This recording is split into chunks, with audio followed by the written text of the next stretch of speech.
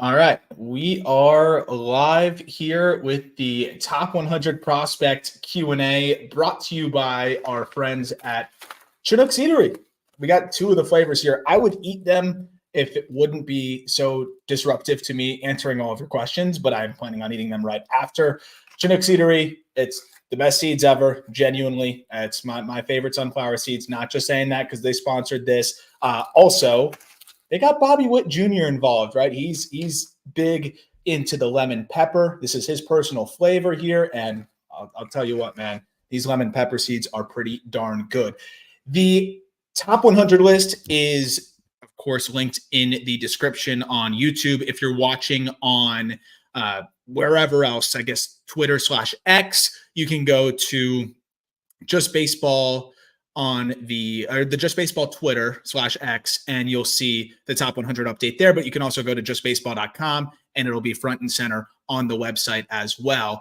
How's it going, everybody? Thank you so much for coming in. Hayden, thank you so much. Hope you're doing well. I am doing great. Just got back from Arizona, so got to see a lot of these players, so have some fresh thoughts and looks. Also can answer some very specific data questions, what went into the reasoning of some of these rankings and all that good stuff. But I'm doing great. Hope you are as well, Hayden.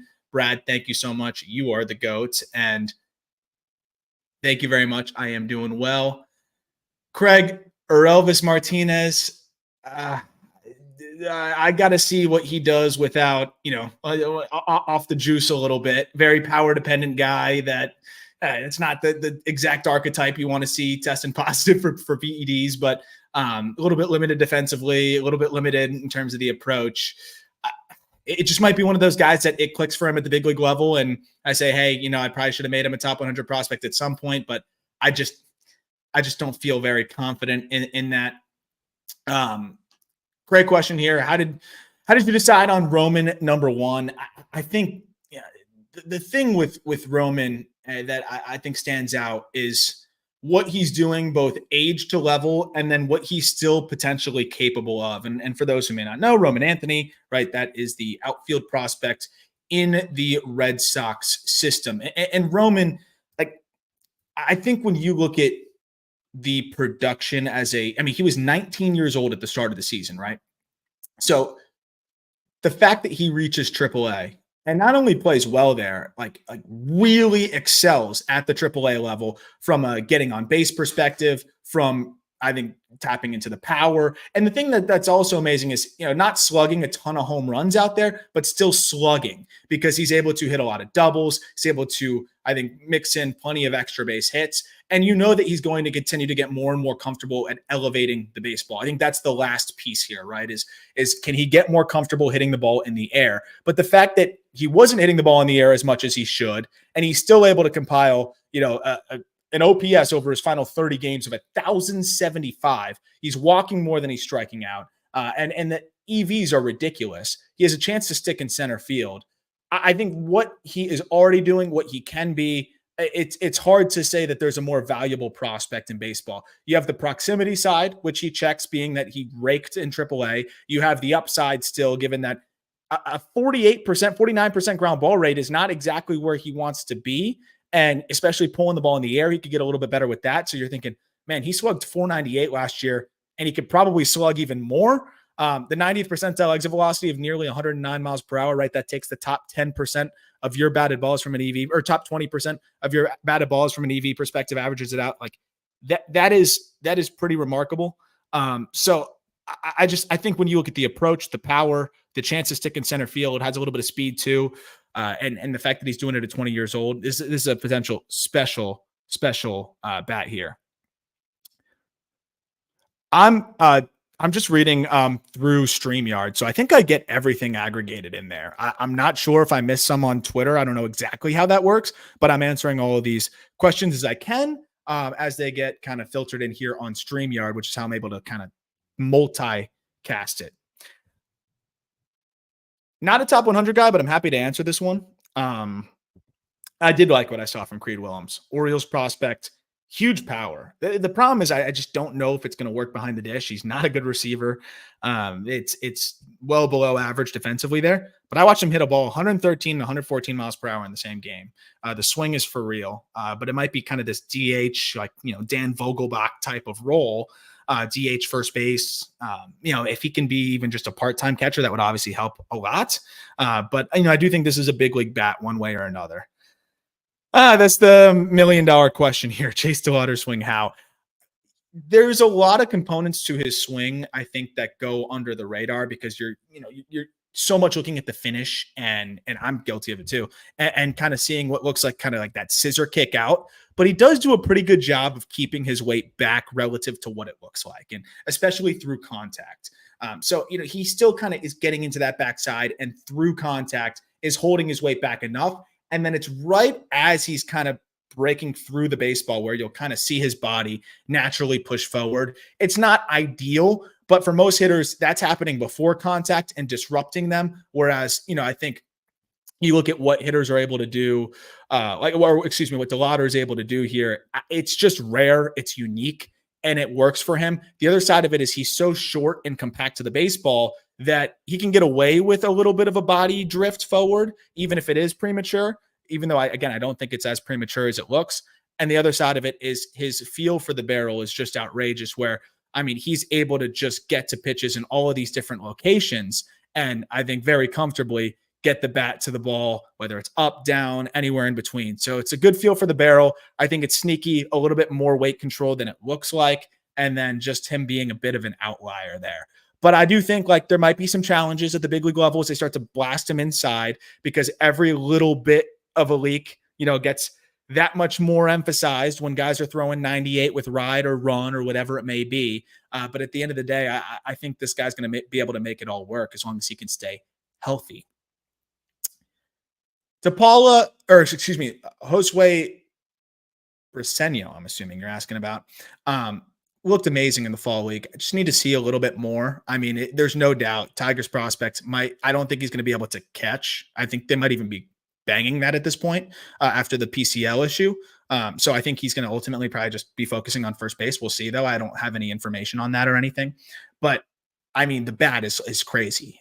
Seeing what he can do from a power perspective now, he hit 2 home runs in 40 games in the Florida State League. I watched him hit 3 home runs in one game out there in Arizona. So there's special ability here with the bat, and we're seeing him just start to really get comfortable tapping into that power. Of course, Arizona is a very hitter-friendly environment, but this is different, right? Like he's doing something special here. So I think there is a lot to like with the bat there. And I think there could be a lot of power, but being that he's limited to first base, most likely, and being that, he only played 40 games in low A last year, just got to see a little bit more. And then, we'll go from there. But I definitely think he's a guy that could hit his way on a top 100 list without a doubt. And a reminder, this is brought to you by our friends at Chinook Seedery. If you use code JustBaseball, you get 10% off. I have just my personal favorites here. Smokehouse barbecue is my absolute favorite, if you're wondering. But lemon pepper, close second for me. I know that the boys like cinnamon toast, which sounds crazy, but it actually is really good. I'm more of the salty than sweet guy. I'm more of the salty and savory with seeds, but I do like the cinnamon toast when I'm in the mood for something sweet. Were there any 80 grade defenders? So again, the reminder that the list is in the YouTube description, or you can just find it at justbaseball.com. So I know you can't really sort by tool yet. We're going to work on that. I think that's going to be coming soon. But I'm trying to think just off the top of my head here. Of course, we don't give out 80 grades very often at all. And there's a whole reason why, right? Like you want it to be an elusive grade and something that, not a lot of players will ultimately, be able to have the satisfaction of being able to achieve, because it's the top of the scale, right? There's only a couple players that can be at the top of the scale. Defensively, Pete Crow Armstrong was an 80, right? He's not on this list anymore. He graduated. I do not think we had an 80 defender this time around. I can talk about some names in terms of guys that I think could be in that conversation at a certain point, but it's just really hard to be an 80 glove, right? You have to legitimately project as the best defender in the sport at that position at some point in your career. And I just don't know if anybody in the top 100 There's a couple guys that are 70 future gloves. I think you can look at a Max Clark and say he could very easily be a 70 glove in center field. I think you can look at some of these other guys and say, hey, I mean, you can look at a Carson Williams and say that's a potential 70 glove at shortstop. But in terms of the PCA 80 grade center field glove, I don't know if we have another guy like that right now at this point. But you never know. You never know. And somebody could make a huge leap in that regard. What's with keeping Tyler Black in your top 100 with him having no defensive home and having underwhelming batted ball metrics? So, I don't think he has no defensive home, considering the fact that, he can always just settle it first. I know that's not ideal, but he also is not really the same archetype as most of those first base, limited defenders. He also started playing a little bit of left field, and I do think he can be a fine left fielder. He's a plus runner, right? He's an absolute menace on the base paths, which I think is an interesting wrinkle in this thing as well. And, I don't think the batted ball data is bad by any stretch. Like he hits the ball at an optimal angle, especially his hard hit launch angle, which again takes the average launch angle of your hard hit baseballs, which I think is more important than ground ball rate or average launch angle, especially if you're guy that's going to try to get into 15 to 20 to 25 home runs, which I think he can hit 20, especially in Milwaukee. I think between the speed, the plus plate discipline that borders on plus, the above average feel to hit. I mean, it was a year that I think was disappointing without a doubt, considering that you kind of was back and forth between the big leagues and the minors, and you would have thought he'd get a little bit more run at the big league level. Ended up not really doing that, but he still turned in an 800 OPS in AAA. He still ran a chase rate at 19%. He, like I said, is an absolute menace on the base paths. Like to see the EVs a little bit higher, no doubt about it. And that was something that he tapped into a little bit more last year, and then had kind of gone to the wayside a bit this year. But I don't think the batted ball data is bad by any stretch, considering he, is making above average contact rates. He hits the ball at optimal angles, and it's average. I think it's average EVs for the most part. When you look at the fact that he could also play a corner outfield, he could play first base. He's an absolute burner and can be, a 40 stolen base threat. I just think there's enough there for him to project as a 2 to 3 win player. And that's why I would put a 50 future value on him. I just think the floor is still relatively high for him. Thank you so much, Sean. I really appreciate the kind words. So Aiden Smith was probably the last player to miss it. To be honest, like he was one of the last players that I just cut. He was probably number 1 or number 2, just missed. The thing is, I just want to see a little bit more offensively from him. There's a big gap between the max EVs and the average EVs. I want to see if he can get into it a little bit more consistently. Also, still a fair amount of swing and miss for a guy at the lower levels. I love Smith, and I think between the defense and the speed and the power potential, there's a lot to like there. But I'm just kind of waiting on him being challenged a little bit more and seeing if the swing and miss creeps back into the game a little bit more, because I am concerned that the hit tool could be below average. I ultimately think it can settle in as fringy, and that would be enough for him, considering the defense and the power potential. But I also want to see if he can tap into that power potential. If I remember correctly, I think it's a 90th percentile, around like 102, which is crazy because he's flashed 113 mile per hour EVs.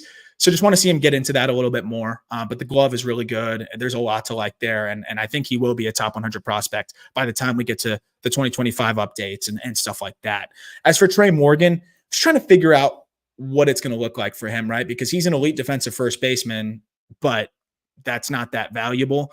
The field to hit is very impressive. But how much power is going to be there too, especially if he's limited to first. They've been having him play some outfield. Doesn't look great out there.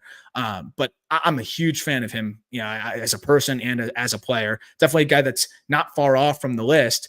But, the contact rates are good, not great. I know he hit for an absurdly high average, but I think as he starts to get more challenged at the upper levels, you might see that average slip. And if he's a 260, 270 hitter, or even a 280 hitter, how is he going to produce a WRC plus north of 110, which is what it's going to need to be if he's a first baseman, right? So that's kind of what I see here is like, if the hit tool is closer to above average than plus, there's a lot of pressure on him to tap into more power, and especially if he's limited to first base, but even a corner outfield, right? So that's the wrinkle in this thing. He's a gamer. He just seems to, he's going to be a guy that I do think that just will outperform the peripherals, right? He hits the ball in the air. He sprays it to all fields. He's ridiculously good with 2 strikes. So he's a high probability big leaguer. I don't know if I see, 3-win player every single day. It's possible. There might be more power in there, but he's a bit of a tweener for me in terms of like, what is the profile ultimately going to look like? Will Emil Morales make it next year? So Morales is a name that, I've seen come up a lot. I understandably so. It's just another Dodgers complex prospect with a lot of intrigue. I do think he outperformed the peripheral significantly, and I do think that there's going to be some challenges when he gets to the complex. I mean, you look at the contact rate of Morales, 58%. This is a guy that gets his swing off, man, and he hits the ball quite hard for a player that was 17 years old, right? He's just way bigger, more physical than everybody else. So he just kind of looked like a man playing among boys out there. And I'm just a little concerned that as he gets to the complex league and then low A, that swing and miss is going to creep through, right? He hits the ball hard and he doesn't chase. So he was just kind of ahead of his years and more polished than his peers. And I think that was a big reason why he put up the monster numbers at the DSL. But I always take the DSL numbers with a grain of salt and tend to want to look at the underlying stuff a little bit more. And a 58% contact rate when he's a bigger guy kind of feasting on poor competition for the most part in the DSL. That does give me some pause. If he improves in those things at the complex, which is very possible given he was 17, he's definitely a guy that could be in there next year. It's just that's why he wasn't in there yet.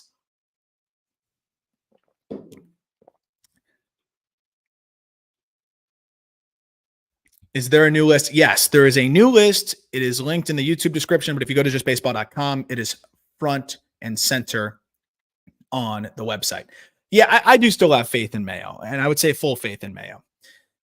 Players like him, and you'll hear me use the word archetype a lot, right? Because I think it's important to put prospects in buckets and then have reasonable expectations for each of those types of players, like what you want to see from them.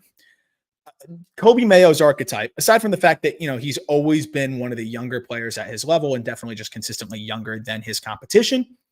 So his archetype is a guy that is going to have an adjustment period, I think. And he hasn't had as significant of an adjustment period because I think he's such a smart hitter and he is polished for a power hitting corner guy. I think when he got to the big leagues, there was I think it was overwhelming. His defense at third base was challenged a little bit, and I think that spilled over into the box. I think there was a couple tough ABs that started to just carry over, and then he started pressing, and that's why the big league debut looked as shaky as it did. I think this guy is too good, right? Like, we're talking about plus power potential, a guy that is just continuously hit at the upper levels. And when you look at what he did in AAA this past year, he slashed 293, 372, 592 in his age 22 season. That's a 964 OPS. He only struck out 25% of the time. He's a swinger though, right? And guys that get off their best swing consistently, like he's gonna strike out a lot. Like it's gonna come with the territory here. But the swinger types, right? Like the guys that are getting off an A+ swing consistently and trying to pull the ball in the air hard, it's gonna take some time because they got to get comfortable with their approach and how pitchers are going to pitch them. And to be honest, like young, pull happy hitters that like to get it in the air to their pull side are pretty easy to game plan for in the early going of their big league career. And that's what we saw, right? He just got executed on a little bit. He's 22. I think when you see what he is able to do in the box, what we've seen him do throughout the minor leagues, he's going to make an adjustment. The makeup's off the charts. He's going to make an adjustment through this offseason, and he's going to get himself in a position where, okay, this is how guys are going to want to get me out. This is how I'm going to get into my power pull side without selling out too much. And this is how I can be a little bit more of a complete hitter. I still really believe it. You look at Austin Riley, and we've always made those comparisons, right? Austin Riley, what do you remember about him? It took him a little bit of time to get settled in at the big league level. And then what happened? Boom. I don't even think it'll take that much time for Mayo, but I think that's another area where the archetype is important and the comparison actually makes a lot of sense. It took Riley some time too. 6'5", corner infield sluggers who are also very much focusing on developing the defense. Riley was viewed as a guy that could move off a third, improved his defense drastically as well. Like it's a lot to take on. And, I wouldn't underestimate the pressure of getting up there after you probably thought you should have. Like I'm sure he thought he should have been up there sooner. And on top of that, feeling like you got to make an impact right away for a team that was, I think, in first place at the time. So I just wrote about Caglione in my Arizona Fall League notes, and that's another thing to look out for. I'll be doing that, I think twice a week roughly, where I'll just be giving you my notes, especially after being out there in person. I've put out 2 batches of Arizona Fall League notes. If you search that on Google or whatever, and if you keep up on Twitter, we'll be putting those out. Cags, I think, has the most power potential in the minor leagues. Like, it is ridiculous what he can do and when he runs into a baseball. He actually has a pretty good feel to hit for a guy that's that powerful as well. I don't know if I've ever been more frustrated by an approach, though, or a lack thereof. Swinging at everything, it'll be first pitch, expanding on a high fastball, and then the next pitch he's taking a fastball for a strike, and it's like, whoa, what are we doing here? He's consistently chasing at a 40+% clip. And that's the thing that really gets me frustrated, because you see that he actually has a decent feel to hit. So I kind of broke down the things that I was seeing in person there and why I think it's happening. He is very wide with his stance, and he likes to get on that front foot a little too early. And when that happens, he has a path swing-wise that's kind of downhill. And if you have a downhill path, you got to catch the ball a little bit further out front to be able to backspin it and hit it in the air. So he's always been a guy that likes to catch the ball further out front. If you have to catch the ball further out front, you have to make decisions earlier. If you have to make swing decisions earlier, you're going to tend to make the wrong decision more frequently and tend to be in swing mode a little bit more. So I think it all starts with Cag's path. He has a decent feel for the barrel, but I think the path being, kind of downhill the way it is forcing him to have to decide earlier and be in swing mode. So if he can clean up the path and be a little bit more, lofty with the swing, I think this guy can hit 50 home runs at the highest level. The problem is that he won't be able to do that with his current path and with his chase rate being where it's at. So he's a really tough gauge for me. But I mean, he is one of my favorite hitters to watch when he is dialed in. And I mean, it is his B swings and C swings can produce no doubter home runs. So that's what I'm excited about with him. But I do think that there's a little bit more refinement than I maybe anticipated that needs to be had with the swing. That's okay. And that's why I think this offseason will be very big for him. So I was very concerned with Colson Montgomery's struggles, but then I saw him in the fall league, and I think there's some very easy fixes here. And easy is, I feel like such an ass saying easy. Baseball's so freaking hard, but relatively easy in terms of, I think that's a positive thing. So I think the White Sox have mishandled Colson Montgomery's entire situation. Project Birmingham, when Chris Getz was in charge of the farm system, just putting all of your best prospects in Double-A, no matter where they're at in the progression, was silly. So he's rushed to double. And then I think he was rushed to triple. And in that time, I call it kind of fight or flight mode, right? Where if you feel rushed in the box and overwhelmed by stuff, your mechanics will tend to break down. And I felt like that's what happened with Colson. And the very clear thing to me was when he was getting into his load, his foot would land with his toes pointing towards the pitcher. And like that to me is the front hips kind of flying open. That's your mind saying, get the barrel out, right? Like, I'm rushed. I got to get the barrel out. And that's why everything was pull side for Colson. Like, if you look this year, probably every single hard hit ball was to the pull side. If I remember correctly, he did not hit a single opposite field home run this year. And when Colson was at his best, this is a 6'4", prep kid that had an innate feel for the barrel. That was like, I'm like, wow. Well, when he grows into more power, this guy's going to be above average hit, above average power, plus power potential. Like, that's what had him ascending rapidly. And we saw that at the lower levels. It was with authority to all fields. But then as he started to get overmatched, I think we started to see him. And of course, the pitching, the pitchers are going to say 6'4", kid with long levers, blow him up inside, and then, soft stuff away. And he just started to see him kind of leak out. So Now I saw him in the fall league, and you could tell there was a concerted effort to stay closed longer and use the whole field and make better swing decisions and just be in a better and more comfortable position. And I think that's already starting to show itself. So normally I would be a little bit more worried, but a 22-year-old that was thrusted into AAA where pitchers are just executing, and I've talked to so many hitters this year, younger guys that have said AAA was actually the biggest adjustment for them, even though I know pitching wasn't great there. Those guys are all executing so well that I think that did make it quite challenging for a lot of guys, and I think that's exactly what happened with Colson. I've already seen better things from him in the fall league, so yes, I was concerned, but I think he can very much turn it around, and I think there's a lot to like. I do think he's a third baseman long-term, which does put more pressure on the bat, and that is another wrinkle in this thing.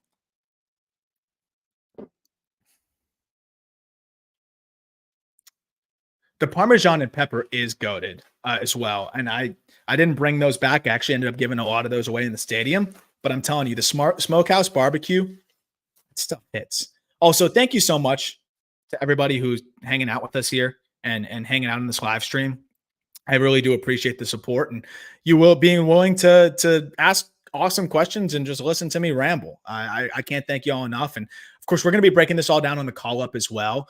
Tomorrow, Jack and I are going to be recording an episode breaking down the newcomers. We're going to do an update on the AFL as well and what's going on there, and the biggest climbers. And then we'll do a lot more going into next week. Great question, Ben.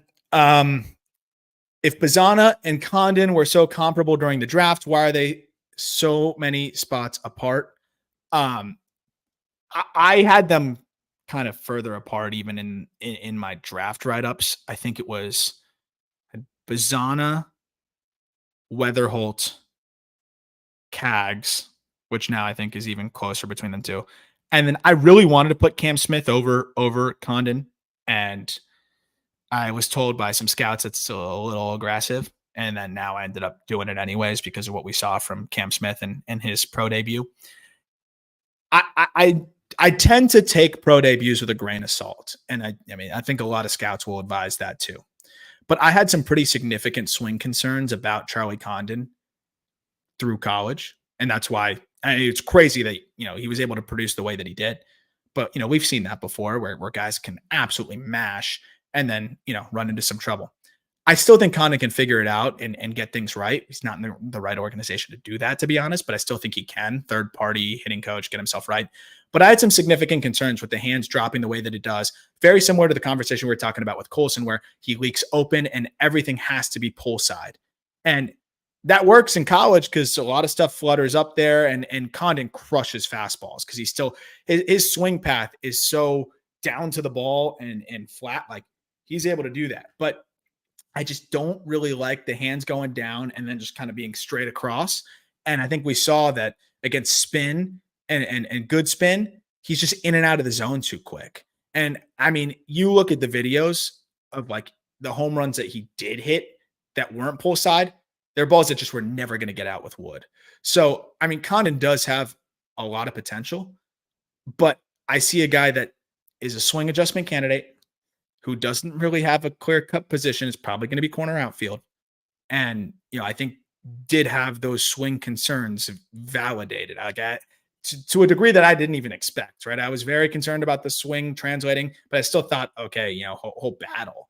And it was a disaster. So like he needs to make those adjustments, and I think he can, but it's kind of like a wait and see thing. If he had some defensive value, that might help me be a little bit more calm and patient with it. But it was something that, again, even as he's mashing through college, I had my concerns there. So it wasn't as much of a crazy drop from the pro ranks, more of like, I was already a little bit worried about the swing mechanics. And then I think they really got exposed professionally. Bazzana, the floor is just so high, right? Like, this is a guy that has an elite approach already, finds the barrel so well, makes a ton of contact, and I think can tap into 15 to 20 home run power, and he can run. The makeup's off the charts. Not that it isn't with some of these other guys, but like off the charts work ethic wise, it's just the floor being so high there. Whereas Condon, I think there's a legitimate challenge that he may not hit enough. And then it's, he has to absolutely mash. Even a Cam Smith, he's playing a good third base. I think that's one of the most underrated aspects of his game. Um, so Kemp Alderman, I mean, Marlins prospect, he hit a ball 119.5 miles per hour, by the way. Like, that is the hardest hit ball in the history of the Arizona Fall League. I think it edged out Eloy Jimenez by 0.1 miles per hour, which is crazy. He's going to have to hit a hell of a lot more because there's another guy that's a little bit limited defensively, a lot of it limited. This is going to be a meh corner at best. He chased at like a 35% clip this year.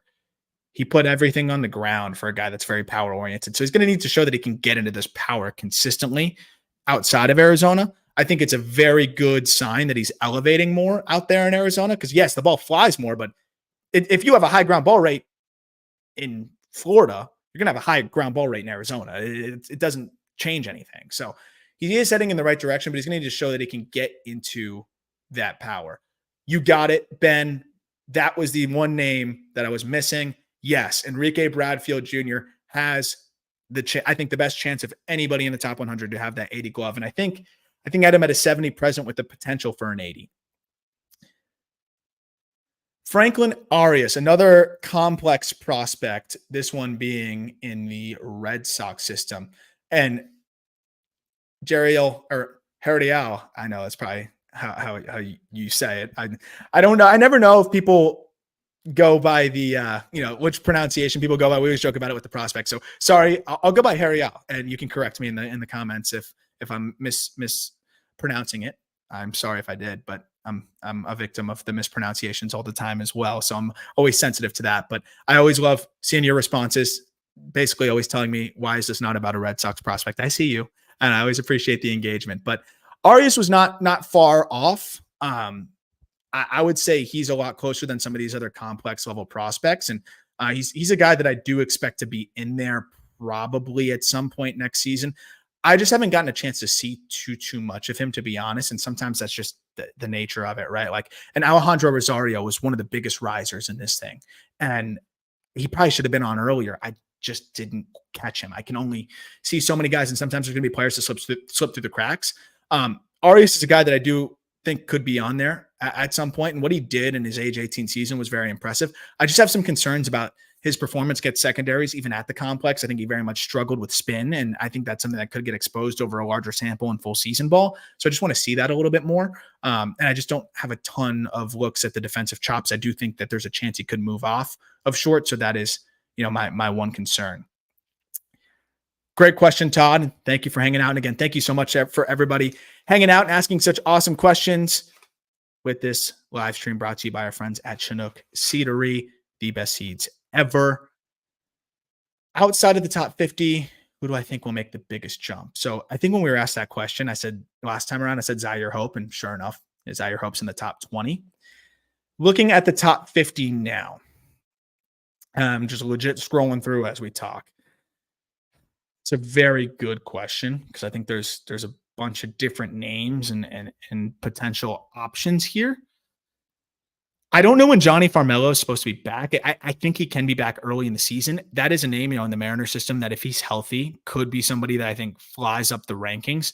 Felnine Celestin, if he can stay healthy, shortstop in the Mariners system, is another guy that I do think could fly up the ranks. He's at 74 right now. But man, that's a really good one. Braylor Guerrero also got hurt at the end of the year. Outfielder in the Rays system. Massive power already at 18 years old. If he didn't get hurt, I think would have really turned in an insane year, but did already from a statistical standpoint. When we did see him, I think Braylor Guerrero could be a guy that really flies up the ranks as well. But I think the last one would be Travis Sakura. Underrated arm that just had a monster year in the national system at low A. Just absolutely shoved. And it's 3 pitches that could be plus. I think nobody was expecting this level of command. So Sakura, who's at 67, I think could be one of the best pitching prospects in baseball if he duplicates it in high A, double A next year, which I very much think he will, considering that it's a plus fastball, a disgusting split, and a really good breaking ball as well that he's added to the fold here. So I think those are all guys that could get up there. Among the top 100, who are the 2024 draftees you were most pleasantly surprised with? Obviously, Cam Smith was my guy going into the draft, and that was a guy that I thought should have been a top 10 pick. So while I was expecting him to have a really good start to his professional career, given his approach and feel to hit.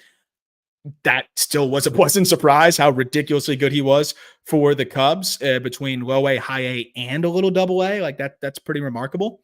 But I'd have to say Christian Moore, right? I was a doubter of whether Christian Moore will be able to hit enough, and I still do have some concerns about the hit tool.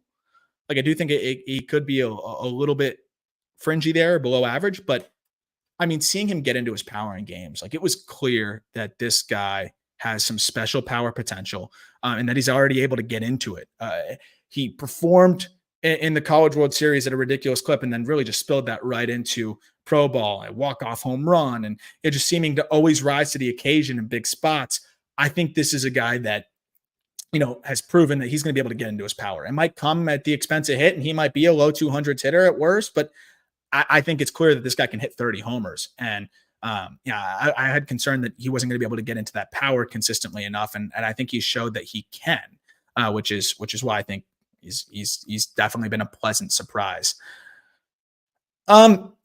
I would say I'm more concerned about DePaula's defense than the ground ball rate, right? DePaula is a guy that hits the ball really hard and is big with long leverage. And we're talking about it with some other guys, right? Those bigger, long levered guys can tend to put the ball on the ground a little bit more consistently than you want to see. But it wasn't like the ground ball rate was egregious, right? It was 45.5% or something like that. I think that's something that's going to continue to get better as he just gets more comfortable and gets used to elevating more consistently. The defense is where it's like, okay, he kind of looks a little bit, goofy out there at times. The actions aren't great. So I would say I'm a little bit more concerned with the defense. I still think, all he needs to do is be average out there. And I think he's more than capable of being average defensively. But with his good swing decisions, with how hard he hits the baseball, that's the other thing too, is like, he hits the ball so hard at his age already. He was 18 years old at the start of the season, running a 90th percentile north of 105 miles per hour. Like, he can get away with slightly elevated ground ball rates. And that's why I think it's just fine already. But, you'd like to see him get into his power a little bit more. And I think he will. But I'm not too concerned about the ground ball rates, given that he was, 18/19 years old at high A. And still able to succeed the way that he did. Obviously, want to see him get it in the air more, but I'm not overly concerned about it. Why do I hate Spencer Jones so much? What's your favorite aspect about your co-host, Peter? It's definitely not Peter. Favorite aspect about Peter? I'll have to get back on that one. But I don't hate Spencer Jones. He's still in the top 100 despite swinging and missing all the time and swinging at everything. He did finish the year with a nice little stretch of not striking out, Peter. So that was nice. But I mean, man, like, it's one of those, like, how much longer are we going to wait and see? Like, he can play a solid center field. He can hit the living crap out of the baseball, and he flies, and he can steal a ton of bags. So, like, the tools are crazy. But I'm like, kind of waiting here, right? Like, these contact rates are kind of egregious. 36% strikeout rate. Like, that's kind of a problem. So I don't hate him, but I'm starting to run out of patience, Pete. It's just what it is. I'd say my favorite thing about you is your kindness and your sense of humor. This year in West Michigan, Clark was splitting time between center field and DH. You know why? I don't have a specific report why or anything like that, but I'd imagine it's just a little bit of maintenance. Maybe his arm was bothering him a bit. Maybe just trying to keep him healthy and in a season where he's playing more games than he really ever has. I don't think there's anything else other than that. Obviously, he's an elite defender and has elite defensive potential. I really was starting to sour on Chase Davis, and that's the prospect in first round pick in the Cardinals system. But it seems like he finally, had things click for him in the second half of last year. And I'm starting to really warm up to the idea of him being a top 100 prospect potentially. And I think his outlook is significantly better. So I do like him a lot more now. He still puts the ball on the ground too much.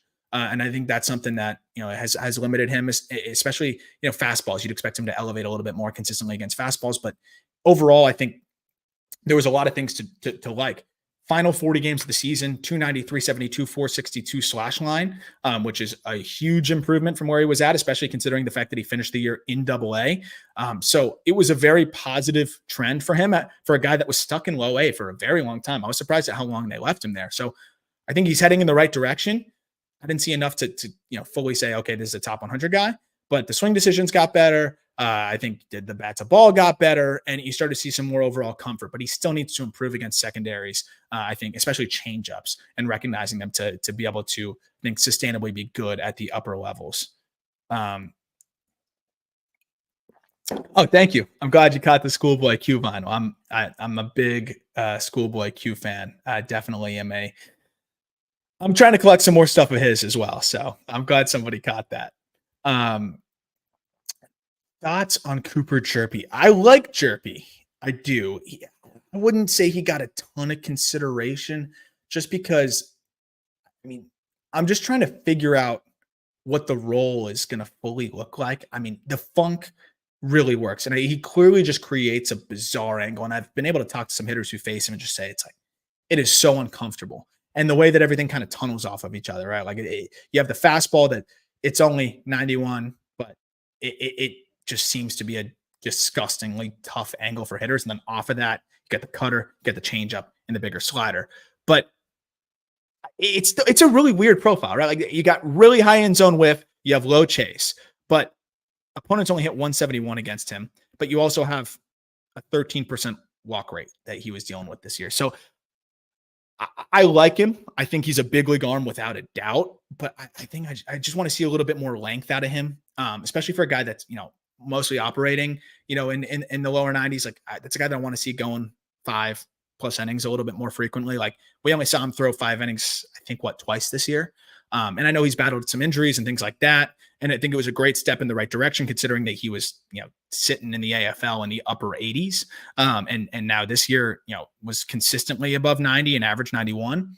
But, I just would like to see a little bit more like that of him. I mean, what he did in AA was remarkable, right? I mean, to get up there, and it was, I think those were the best outings we saw from him all year. Those were the 2 5-inning outings that we saw, and it was domination. I mean, I don't think he allowed an earned run after he got shelled the first time out. So that part is encouraging, but I think just a little bit more strike throwing and just the proof that he can kind of turn lineups over and go, I think a couple of times through, we'll have him in that conversation. But I think I need to see a little bit more from him to feel comfortable having him in the top 100, conversation there. But I appreciate the question, Kareem, and you do a great job covering the system. I see a lot of your stuff, and I'm really, really smart baseball mind, and I think you're doing awesome things. So I appreciate the question. Thanks for coming in here. Why didn't Meyer crack the top 20? I feel like he had a really good season, and you believe he's going to be a good at shortstop. Yeah. So it is the injuries. I am starting to get increasingly concerned with that, and I don't like playing, doctor. Like, what do I know, dude? Like, but at a certain point, it's like, okay, put your GM hat on. You're trading for a guy. How could you not have pause with the consistent injuries that continue to come up with Meyer, right? And that is something that I do think has been a pretty consistent trend here. On top of that, secondaries just continue to eat him up. I know he had a great year, but if you look at some of the underlying stuff, man, like contact rates against secondaries really fall off a cliff. He feasted on fastballs. And just to put that in perspective here, I'm actually going to pull it up real quick. 60% contact rate against non-fastballs, and then an 87% contact rate against fastballs. So like he's going to get spun to death, I think as he gets more challenged at the upper levels. And I do have some concern about that. Obviously he very much benefited from, and several guys have in this Red Sox system, from that bat speed program that they're putting together there. And I mean, it really showed itself through the fastball side of things, where, I mean, against fastballs last year, he slashed 380, 436, 584. So like, I mean, that's awesome. You can make a nice career off of just crushing fastballs and just surviving against secondaries. But I think I got to see a little bit more of him surviving against secondaries.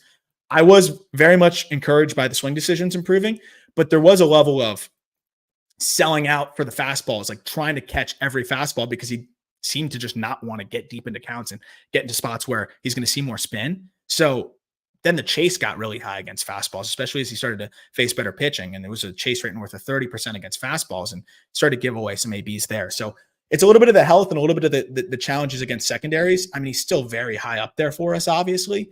But yeah, just on the outside of the top 20. Good question, Todd. I think so. Another guy that has dealt with some injuries, right? And that's kind of become a theme here. But if he can tap into more power, he looks like a 19-year-old. Right? He just turned 19. I know he filled out more, but like he still looks young out there. He still plays a little young, but I think as he grows into his man strength a little bit more, the field of hit is so impressive. The approach is so advanced. I do think that he has a better chance to stick it short than people give him credit for, but if he moves to third, he could be very good there.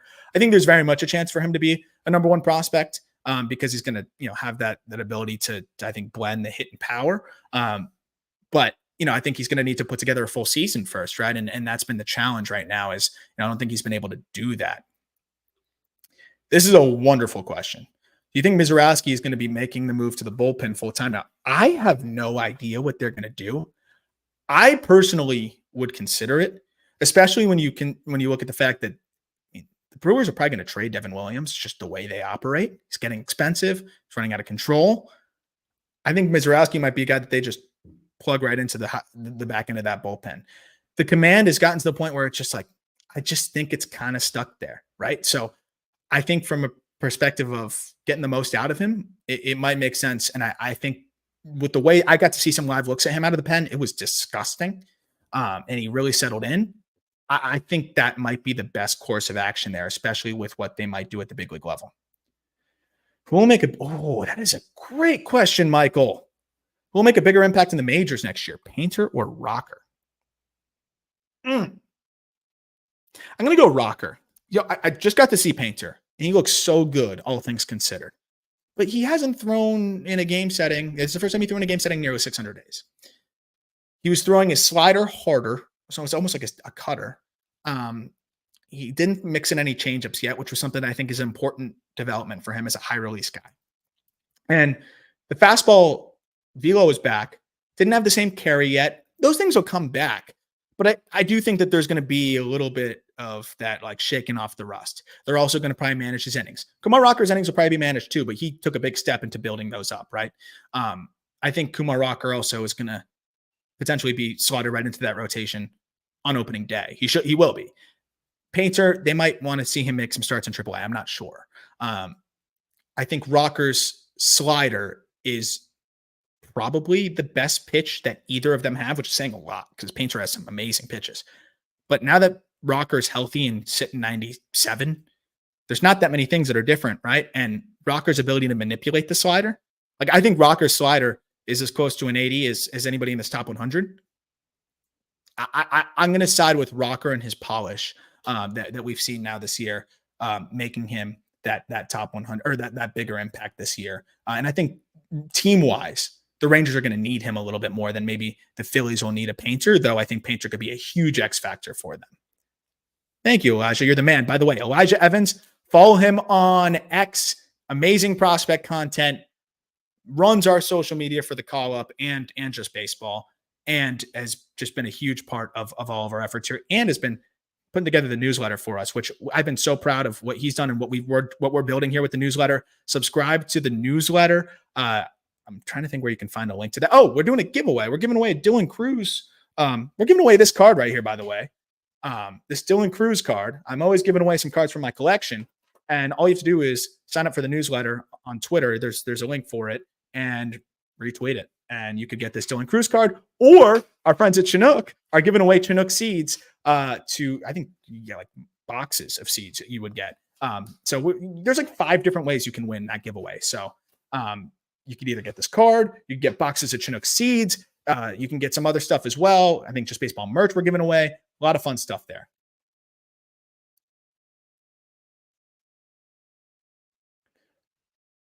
Who are we talking about here with the are we talking about Colt Emerson? I think okay. Jack and I joke about this all the time. We need to stop comparing every above average height left-handed hitting shortstop to Corey Seager. Like we got to stop doing that. It's clockwork. It's every single time. It's every time. Well, these guys are very different. I'm with you. It's just a different outlook overall.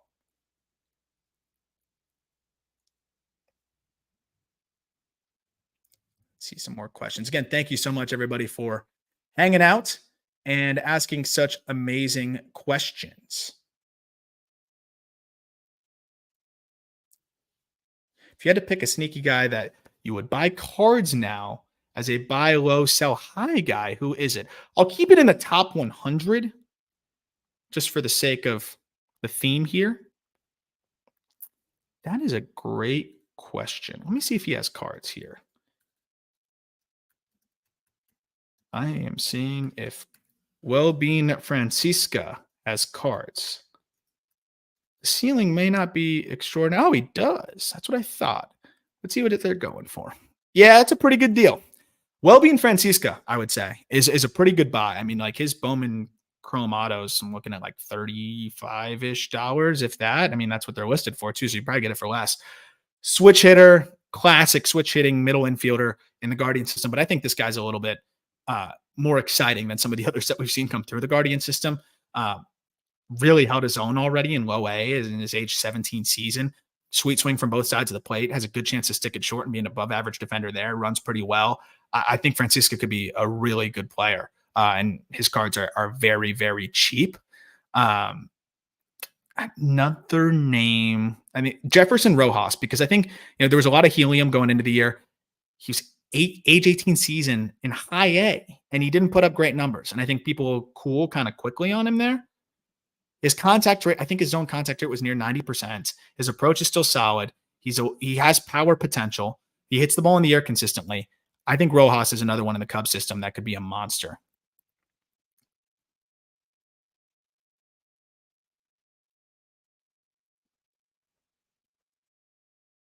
Oh, Clay, you're the man. You didn't need to do that.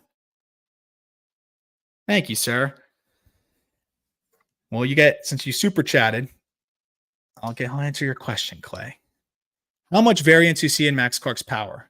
10 home runs or could be a 20 home run guy? So I think he can be a 20 home run guy, but I don't think his swing mechanics are really optimized for that. He still is a guy that does kind of push forward a little bit. And it is a little bit of a flatter path. And that's okay. Like he hits the ball pretty hard, and I think he's hit over power. But it is something that he could find. He could adjust and start to have a little bit more loft in his swing. His EVs are slightly above average, but it is mostly a kind of a flatter path line drive swing. So I think I do think it's about that range. I think you nailed it, Clay. Like I do think it is as low as 10 and as high as 20. And I think it's going to kind of be a year by year thing with him. Like I think there is going to be some years where he's just feeling it and he's getting in the air more. And there's going to be other years where he's just not feeling like he's making contact as easily. And then it might be more doubles and things like that. You also have to think about Comerica, right? Like, do you want a Max Clark trying to sell out for lift in Comerica, or do you want him thinking line drives in either gap? And if he runs into some home runs, he runs into some home runs. This is a guy that could lead the league in triples, right? So I think it's 10 to 15, but I do think that's a fair variance where there is a potential for 20. From what I've seen on other industry grades, it seems as though I skew on the lower end of his power, because I think I had 45 future value on the power, which would mean it's about 15 plus. And that's where I think he ultimately settles. But I don't think it's ridiculous to say that the high end is 20. I think that the high end could be even a few more homers than that. So that is about how much variance I see, which is, it's tough because he could be a 4-win, 5-win player with 10 home runs too. So it's not as necessary for him, but he could just grow into it naturally. But I think he's pretty maxed out physically. So if I grow into it, I more mean from a swing mechanic perspective. And I just don't know if he's going to make a substantial change there. Oh yeah, Brock. I agree. I love what I've seen from him as well. And again, Kareem, I appreciate you coming in and asking some good questions. Future Dodgers. Let's see. Rocker's four seam is supposedly in the dead zone in terms of IVR. He has a March fair in terms of rate fuel, but it is a concern. I mean, I hear it. I do. First of all, like I think naturally when you start throwing harder like that, it's going to be a little bit different. I also think this is a guy that was just coming back, right? I think the focus was good mechanics, right? Let's try to have a more repeatable delivery and smooth and put myself in a position where I can throw strikes consistently. But also you have to remember that Rocker has two fastballs, right? Like he has the two seamer, that whole throw, and then he has that more, dead zone-ish four seamer. Sandy Alcantara has a dead zone four seamer at points too. But when you got to worry about 97 running down and away or running away, and then you also have to worry about, a fastball that still will stay on a line, even though it flirts with the dead zone, I think it is a little bit different. I also think that when you look at the release height too, like, I think if you flirt with the dead zone from a 5'9" release height, that's almost going to look like Iron Mike, right? That's going to look really nice. But if it's a 5'6" release height, you can get it to play up at the top a little bit more. And he does get a little run and ride with it. So I think when you got to worry about some run and sink, and then you got to worry about some run and ride, that helps. Also, remember, he gets 7 feet of extension. So you're getting 97 miles per hour from 7 feet of extension with two different fastballs. So I don't worry about the dead zone aspect of the four seamer as much because, again, it's going to get on you like it's 99. It's still going to have a little bit more run and ride than most, dead zone fastballs or fastballs that flirt with the dead zone from that 5'6" release height. Like, I mean, it's extreme, but you look at like a Brian Wu, like that is prototypical dead zone. I know that's 5'2", but again, and then from there, you also have that running fastball as well. And then the fact that his slider does what it does and tunnels off of it so well, I don't have too much concern with the four seamer. And worst case scenario, he starts throwing the two seamer more, and then that'll help the four seamer a bit more. So I think it's navigable for him, to be honest. But respectfully, slightly delusional, but I don't think you're crazy. 30 is possible because of the way that he hits the ball in the air, because of his approach, and I think the way he can tap into his power. But 40 is a lot. I think that's a big leap, right? I wouldn't say delusional, actually.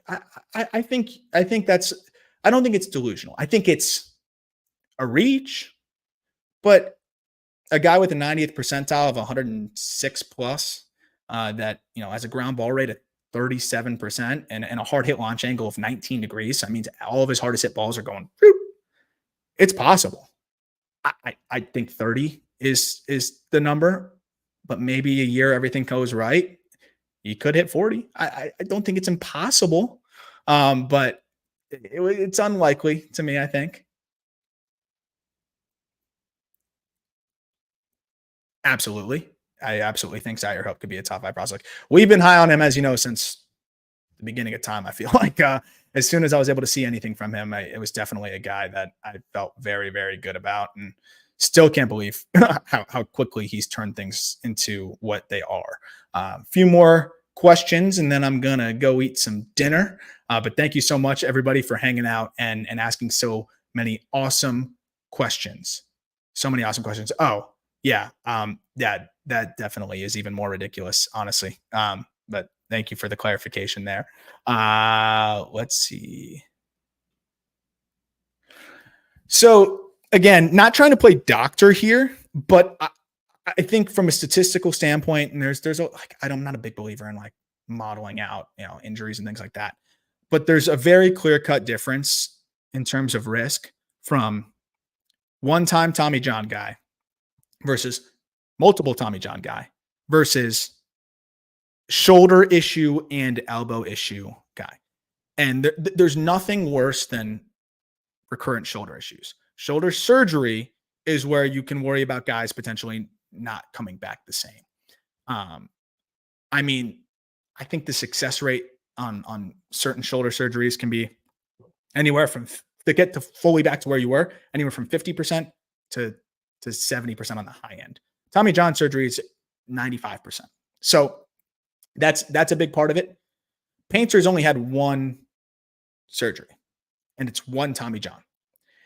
The timing of it all really messed things up, where he had some soreness. They saw a partial tear. They tried to avoid surgery, and then missing the time, trying to rehab, trying to avoid surgery, coming back and realizing, okay, I need the surgery. That almost prolonged it, the way it timed up with both seasons too, to a ridiculous degree. And that's why we didn't see him for nearly 600 days. But it really only was one Tommy John surgery for a guy that throws really hard. It's a big body. It's a relatively low effort delivery. I think he's going to be just fine. If he has another issue, then you'll see him plummet quickly, right? Like that's at least how I go about it. And again, this is kind of like where I can't play doctor, but this is how I'd approach it if I was a general manager. One Tommy John, okay, who doesn't get one at this point?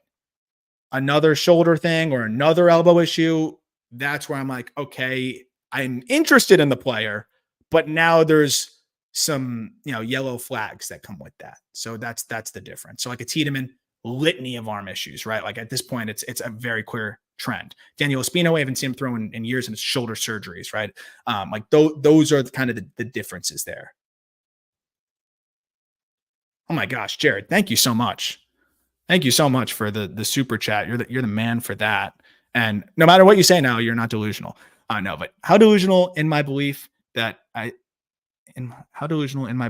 think Rushing will share time with Smith until Freddie's contract is up, and then he moves to first base full time to get him off his knees. So, I mean, I don't think that's totally crazy. What I was surprised by, and again, thank you so much, Jared. The receiving, like, there were some games where it graded out well, and there were some games where it graded out really bad. But I think he's come a long way there. And I know, I talked to some of the people in the Dodgers org, and we even talked to Walker Buehler about it. Like, they were really impressed with the way that Rushing has come along defensively. And then I even got to talk to Dalton before the season, and that was like his full-fledged focus. He felt good about where he was at offensively. It was focusing on the defense. So I don't think he's like an every single day catcher. I still don't think the glove is good enough there, but I think he's gotten to a point where he can absolutely do that. The interesting wrinkle, though, is that they had him playing left field like almost exclusively down the stretch. So I think ultimately they may get him some reps at first. It's just, do you want him to try to learn another new position, or is it going to be a kind of like a left field and catcher split thing? Who knows by the time Freddie's contract is up? But I could see it kind of go any which way. I'm trying to make sure I'm reading this correctly. Oh, sorry, you said Will moves to first base. Sorry, that is my fault. Honestly, I think that makes a lot of sense. But Will's defense has come along so much that I still think that's a guy, especially with the bat not playing as well. And if that's a trend now, I don't think it will be. He rakes. But like, if that's a trend now, I do think that's a guy that you want to get the most value out of, have him catch, a good amount. And he's going to be a lot better of a catcher than Rushing. That said, the Dodgers have kind of shown that they can develop some guys defensively. So maybe Rushing can continue to improve. I do think that they're going to want to get Will Smith out of the crouch, especially after, giving him such a long-term deal. So I don't think it's delusional at all. I think it'll be a little bit more of a, cutting into the reps then, and it won't be your traditional backup where generally the backup is defensive oriented only and can't hit a lick. Right. And instead your starter is actually very good defensively now. And then your quote unquote backup will be less good defensively. And, the pitchers who really want to work with Will Smith will work with them. And then, the younger guys will probably throw to Rushing, twice, 2 out of the 5 times through the rotation. I don't think that's crazy at all. And I think that's part of the reason why they're still getting Rushing the reps at catcher, but still also getting him a ton in left, because they know he's going to be ready next year. They're still going to want him to catch a little bit. And then they probably see the future here where he's going to be the guy that spells some of these vets and helps, kind of preserve Smith. Because I do agree with you, like 10-year deal for a catcher, you don't see those given out ever for a reason. And I think that had to be made with that thought in mind. So I don't think that's delusional at all. And he'll have plenty of time over the years to get more reps. I'll try to get to a couple more here.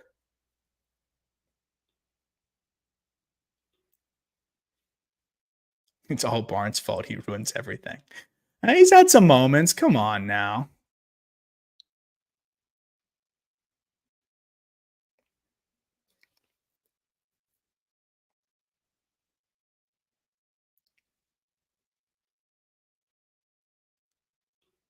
This is a great question. I don't fully know. I think there's just some innate movement patterns that certain people have, and then it's leaning into. I was talking about this with a buddy actually recently.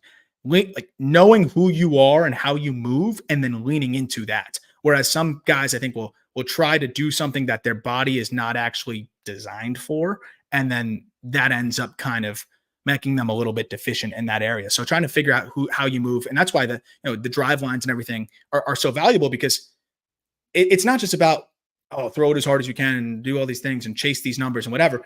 It's getting the assessment, learning how you move, and then going from there. So I think that's a big part of it. But elite athleticism more beneficial to.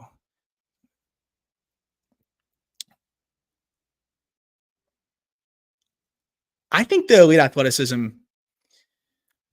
I don't know if I can actually. I don't know. That's a great question. I think the elite athleticism can help from the low VAA or the flat VAA guys, low release, high carry guys as well, because you can work down on the mound and really repeat that. And it's kind of a movement that's tough. And you think about some of the guys that do that really well. A lot of them end up being converted infielders and things like that. So I would think so, but there's probably more qualified people to answer that question than me. I'll be honest. But I do love those kinds of questions. It's such a fun science aspect to the game. If the Mets retain Pete, how do you see Ryan Clifford playing it? I think he can get away with a corner outfield. I think he's probably best at first. But I think with the approach and how much he is, improved in that regard this year, I think they're looking at him as a guy that could get up midway through next year. And I do wonder, now with like Zemek, even Beatty a little bit more expendable. What I love about Clifford is he has a rocket for an arm, right? So if he can just keep getting reps out there in the corner outfield, you stash him in right. If he's slightly below average in terms of his reads and routes, but he's a plus arm, which he does. He's a plus arm. I think he can get himself to be, fringe average there. And it's all about the bat anyways. So I think he could play corner outfield, and they started playing him more out there. He still projects best at first. So I think it depends on the Pete situation. I think they absolutely have to keep Pete. I just can't imagine him being anywhere else, especially after this season they had. But I do think that he would be the contingency plan there. If they keep Pete, I think we start to see more reps in the corner outfield. And it's probably a guy that's, I would want to say platoon, but he hits lefties well. So could project as an everyday guy in the corner outfield, by I think the end of next year. But, he's going to need to make a little bit more contact. He can slug. He improved in the chase, which was huge, but need to see a little bit more contact out of him because I think that's going to catch up to him a little bit more at the highest level.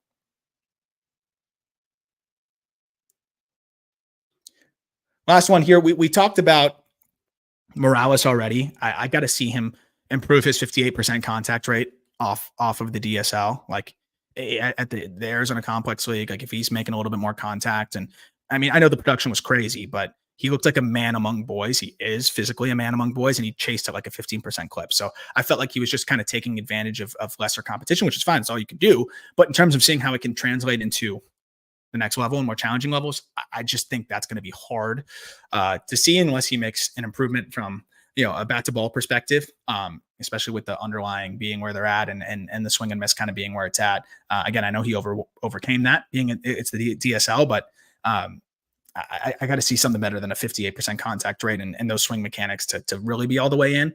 And Vargas, like, it's kind of a similar conversation. I think Vargas is definitely closer. My concern with him is I think ultimately he's a third baseman as well. So that puts a little bit more pressure on the bat. And that's another guy that yes, they produce, but like, I don't look at the slash line in the DSL very much. There's some I could pull up some numbers through the years that are absurd that guys have put up and then they can't hit a lick. And well, I don't think that's going to happen with these guys. I'm just saying, like, you do have to take the numbers with a grain of salt. This year for Vargas, I was kind of hoping he'd make take a step forward contact wise. And, age 18 season at the Arizona Complex. Yes, the numbers were good, but still really struggled with spin. And I mean, 21% whiff rate. I think if you look at contact rates, 50% against spin and 64% overall, like it's got to be a little bit better than that. I don't love the swing mechanics. It's a little spinning. He's got to move over to third potentially. So like, I think it's possible if he can, improve the bat to ball side of things, and it's going to be hard to do that in low A next year. But I mean, if he does that, then obviously there's plenty to like there. but I even think like the EVs like are not as good as I think people would expect. So I do think that they get a little bit of the Dodger benefit of good DSL numbers, Dodgers prospect, paid a good amount of money, a lot of confirmation bias right away, but I do have some concerns with the underlying stuff. But they do have special ability and upside. Obviously, that's why they got paid. But I do think I need to see a little bit more there. That'll do it, I think, for this stream. Again, thank you guys so much for doing this, or for hanging out and doing this with me. If this is something that you want to see more of, we can definitely do that. It doesn't have to be every single time we do an update. We can definitely try to do more of these live Q&As. I honestly am a little cynical and always think, no way, we're going to get this many people in there. And then, you guys are awesome and actually end up, filling it in here. I can't thank you all enough. Reminder that you can get 10% off Chinook seeds, the best seeds ever, with code JustBaseball in the episode description. But we're also giving away boxes of Chinook seeds. If you go to our Twitter at JustBBMedia, we are doing a giveaway. All you have to do is subscribe to our newsletter, and you can either get this Dylan Cruz card or seeds or JB merch. So bunch of stuff. I can't thank you all enough for hanging out, and I can't thank you all enough for such awesome questions. And next time I'll have Jack in here with me too, and we can do more of these. I can start trying to schedule them out a little bit more. I, again, didn't realize there'd be so many awesome people asking awesome questions like this. So especially during the off season now, it's definitely something that we can do more of. Cannot thank you guys enough. Check out the call up. We're going to be doing much more, breaking down the top 100. And thank you as always. Have a great weekend. Enjoy the World Series, and we'll catch up soon.